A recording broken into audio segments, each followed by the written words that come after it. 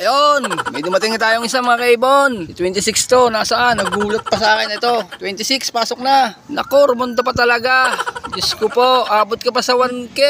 Line 07, cut off ng ating 1K mga kaibon. So, ito na siya. Ito na si 26. Pasok na agad 26. Pasok na, pasok na, pasok na. Pasok na 26, pasok na. Pasok na. Parang awa mo na. 1K ka. So ayan mga kaibon ang speed ni 26. So hindi ko matuklap mga kaibon ang sticker niya. Kaya kinaskas ko na lang dun sa ring. Grabe yan. Hindi ko agad natuklap. Pinasasaya mo talaga ako 26. Grabe ka. 1K ang ating simula ha. Dire-diretso mo lang yan. Ayos, ayos. Okay na ako sa 1K mga kaibon. Papatakan lang natin to ng power wings mga kaibon. Ito, pasalubong natin sa kanya mga kaibon. Power wings. Dapat reload kasi wala pa akong reload. So power wings muna tayo. 2 drops lang nito mga kaibon.